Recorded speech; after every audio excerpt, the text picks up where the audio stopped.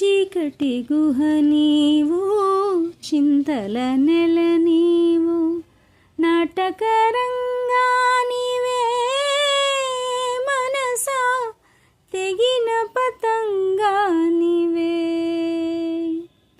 ఎందుకు వలచేవో, ఎందుకు వగచేవో, ఎందుకు రగిలేవో, ఏమై మిగిలేవో, ఎందుకు రగిలేవో, ఏమై మిగిలేవో.